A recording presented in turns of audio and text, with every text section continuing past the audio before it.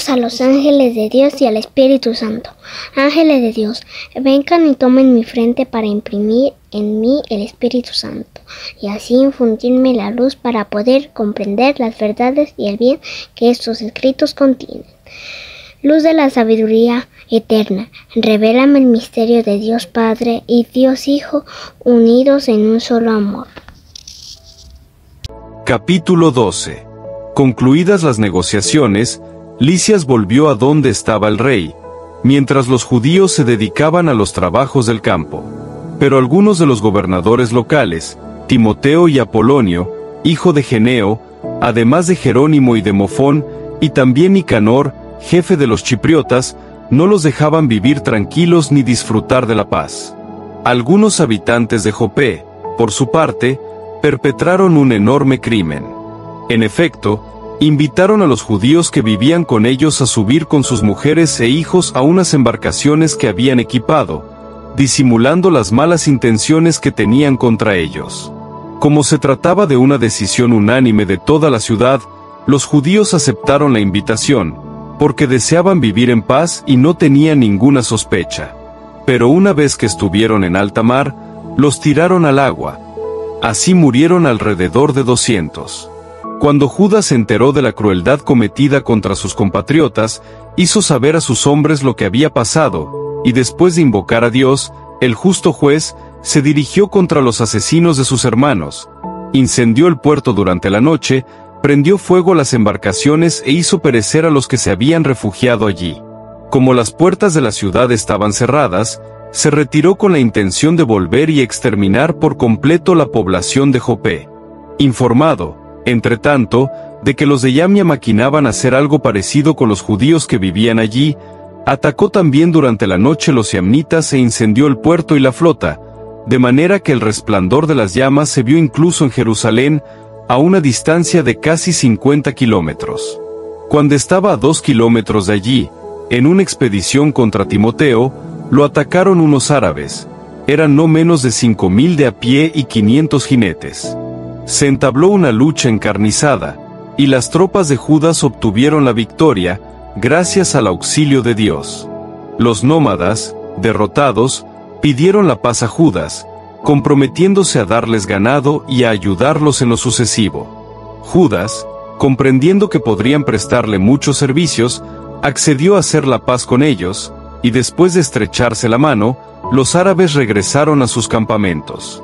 Luego atacó a una ciudad fortificada con terraplenes, rodeada de murallas y habitada por gente de diversas nacionalidades, que se llamaba Caspín.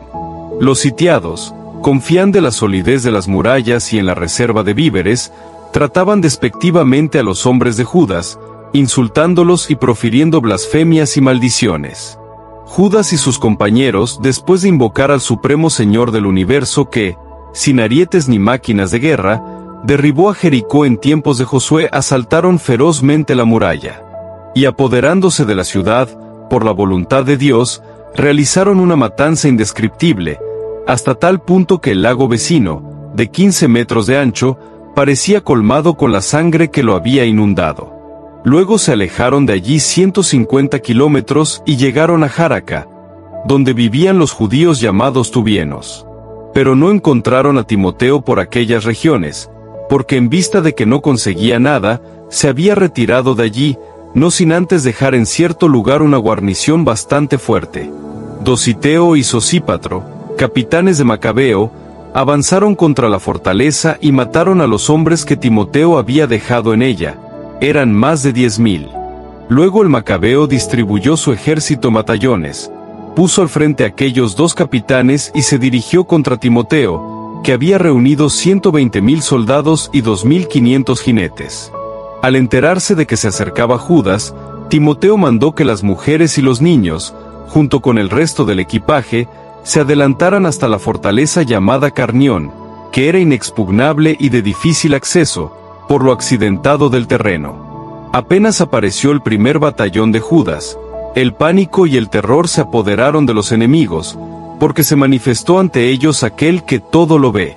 Entonces huyeron en todas direcciones, de manera que muchas veces se herían unos a otros y se atravesaban entre ellos mismos con sus espadas. Judas los perseguía implacablemente, acribillando a aquellos impíos, y así llegó a matar a unos 30,000. Timoteo, que cayó en manos de los hombres de Dositeo y Sosípatro, les pidió con mucha habilidad que lo dejaran en libertad, porque los padres y hermanos de muchos de ellos estaban en su poder y corrían el riesgo de ser ejecutados. Cuando les aseguró con toda clase de argumentos que los devolvería sanos y salvos, lo pusieron en libertad, para salvar a sus hermanos. Después, Judas marchó contra Carnión y contra el templo de Atargatis y mató a 25,000 personas. Una vez derrotados y destruidos estos enemigos, Judas emprendió una campaña contra la plaza fuerte de Efrón, donde se había establecido Lisias con gente de todas partes. Jóvenes vigorosos apostados delante de las murallas combatían con vigor, y en el interior había muchas reservas de máquinas de guerra y proyectiles. Después de invocar al soberano que aplasta con su poder las fuerzas de los enemigos, los judíos se apoderaron de la ciudad y mataron allí a unas 25,000 personas. Partiendo de allí, avanzaron contra Citópolis, que dista de Jerusalén unos 110 kilómetros. Pero los judíos que vivían allí les atestiguaron que los habitantes de la ciudad los habían tratado con benevolencia y les habían brindado una buena acogida en momentos de adversidad. Entonces Judas y sus compañeros les dieron las gracias y los exhortaron a seguir siendo deferentes con sus compatriotas. Luego regresaron a Jerusalén, porque se acercaba la fiesta de las semanas.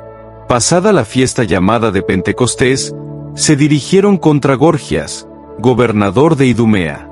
Este salió a atacarlos con 3,000 soldados y 400 jinetes, y cayeron en el combate algunos judíos.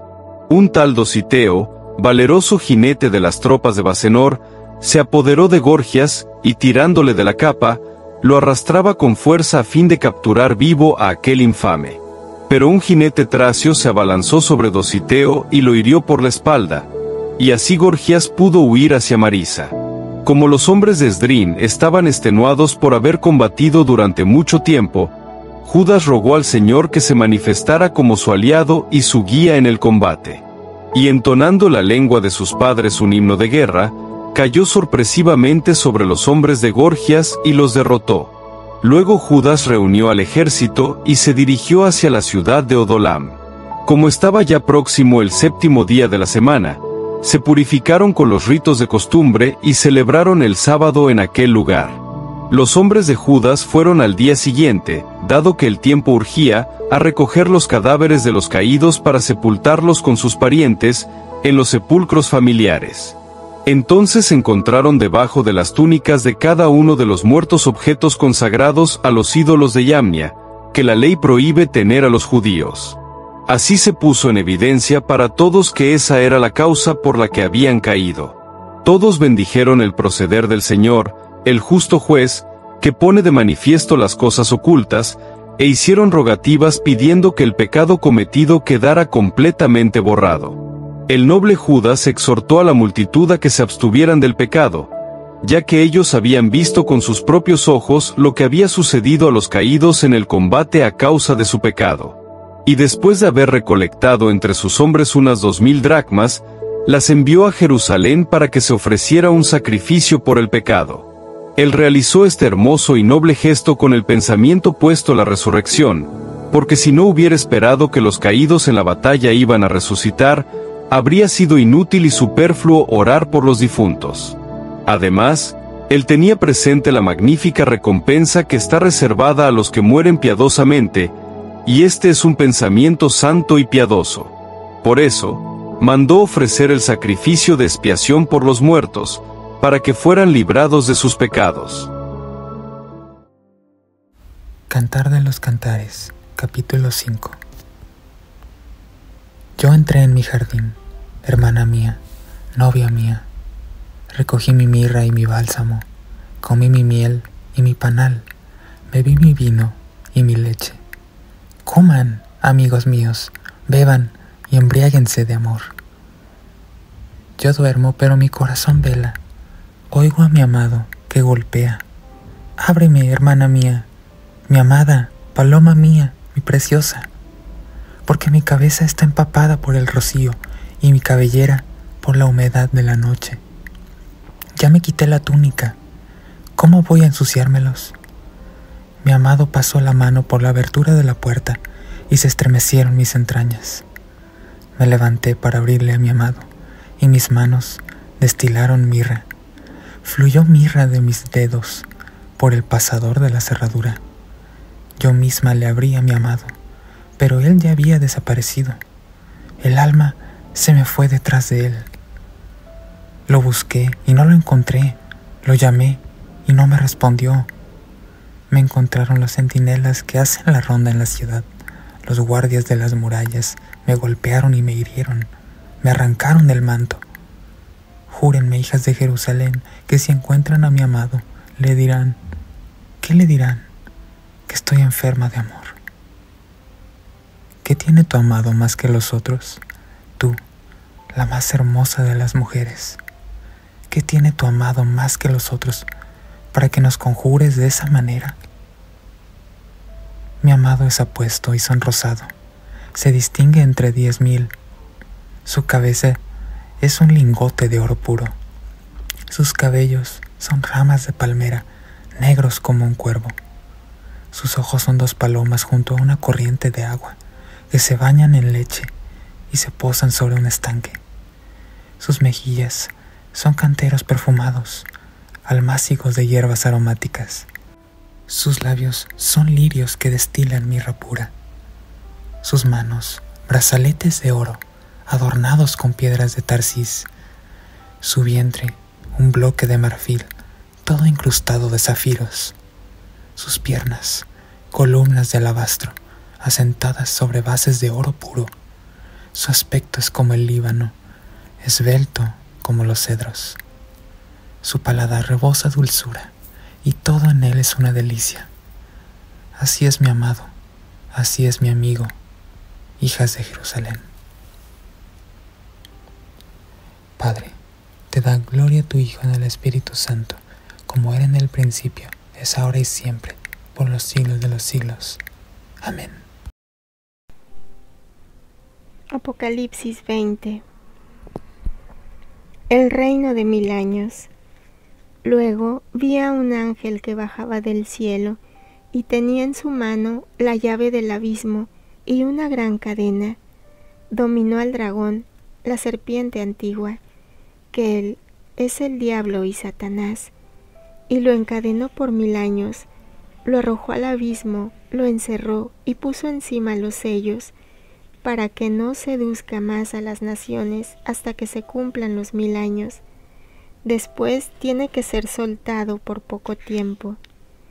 Luego vi unos tronos, y se sentaron en ellos, y se les dio el poder de juzgar.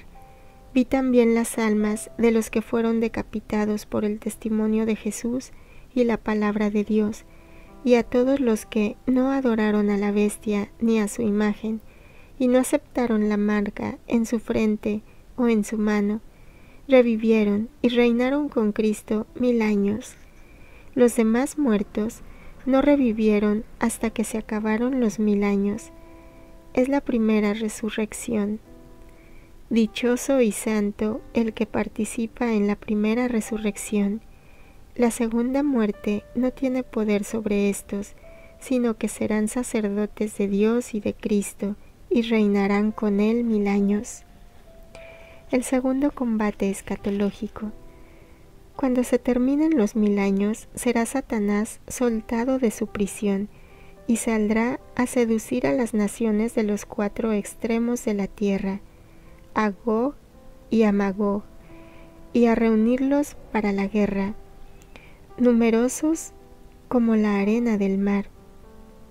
Subieron por toda la anchura de la tierra, y cercaron el campamento de los santos y de la ciudad amada.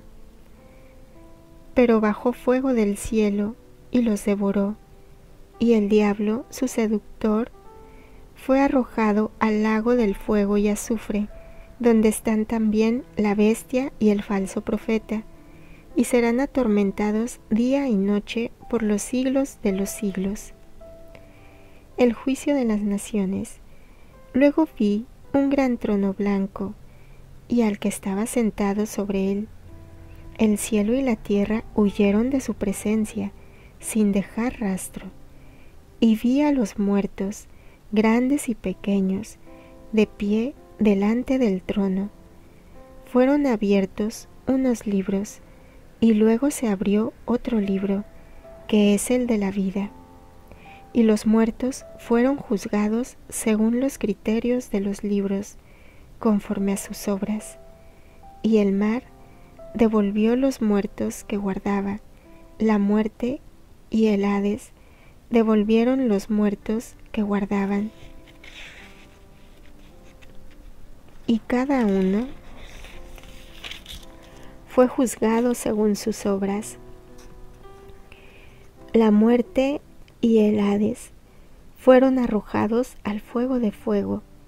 Este lago de fuego es la muerte segunda, y el que no se halló inscrito en el libro de la vida fue arrojado al lago de fuego. Palabra del Señor. Gloria a ti, Señor Jesús. Reflexión día 363. Judas Macabeo, después de pelear en una batalla, regresa con sus soldados para enterrar a los muertos, que es una de las obras de misericordia corporales. Sin embargo, descubre que cada uno de sus soldados caídos lleva medallas pagadas para que les dieran suerte.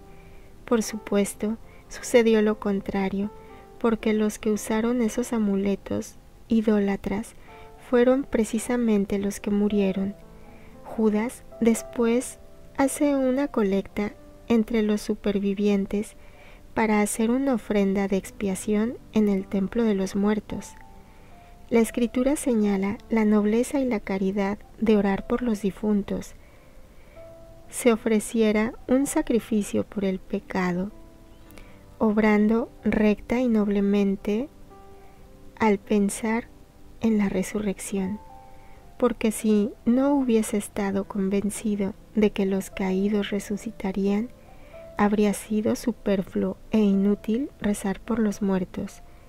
Pero si pensaba en la bellísima recompensa reservada a los que se duermen piadosamente, su pensamiento era santo y devoto. ¿Actúas noblemente como Judas Macabeo y rezas por los seres queridos y amigos que han fallecido?